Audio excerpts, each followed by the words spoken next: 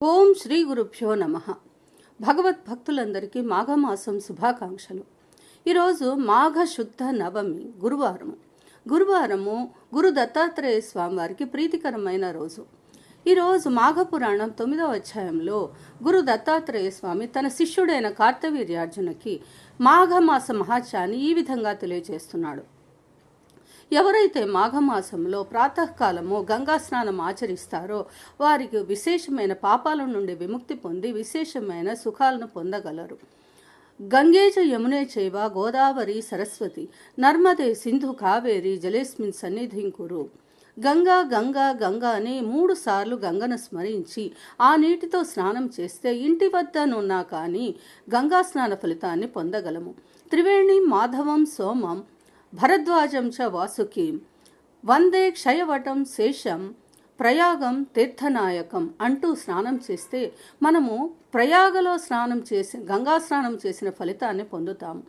ఈ రకంగా గంగా స్నానమును ఆచరించి ఇంటి వద్దనే గంగా స్నానమును ఆచరించి మనకి ఇష్టమైన ఇష్టదేవతారాధన శివార్చన కానీ విష్ణువార్చన కానీ చేస్తే మనము ఇహలోకంలో సౌఖ్యము పరలోకంలో మోక్షము కూడా పొందుతామని ఆ యొక్క గురు దత్తాత్రేయ స్వామి వారు కార్తవీర్యార్జునికి తెలియచేశారు. ఇందుకు ఉదాహరణగా 4 బ్రాహ్మణ కన్యలు తమ యొక్క పిశాచ రూపాన్ని పోగొట్టుకొని పూర్వ రూపాల్ని ధరించారు.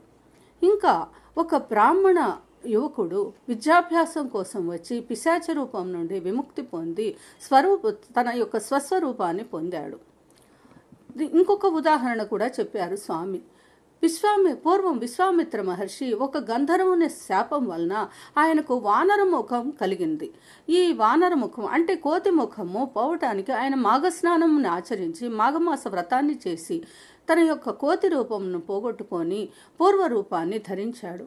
ఇంతేకాక ఒక గంధర్వ స్త్రీ తన యొక్క పాషాణ రూపం నుండి విముక్తిరాలై గంధర్వ కన్యగా మారి గంధర్వలోకానికి వెళ్ళిపోయింది. ఇలా ఎంతో మంది ఈ మాఘస్నానమును ఆచరించి మాఘమాస యొక్క వ్రత విశేషం వలన సర్వ సుఖాలు సర్వశుభాలు పొందారు. మనం కూడా మాఘస్నానం చేసి మాఘవ్రతాన్ని ఆచరించి విశేషమైన శుభాలను పొందుదాము. ఈ యొక్క మాఘమాసము అత్యంత విశేషమైనది.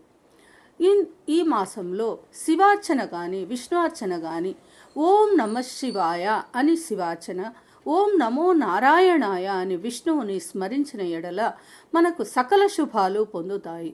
ఇహలోకంలో సౌఖ్యము పరలోకంలో మోక్షము కూడా కలుగుతుంది. జై శ్రీమన్నారాయణ.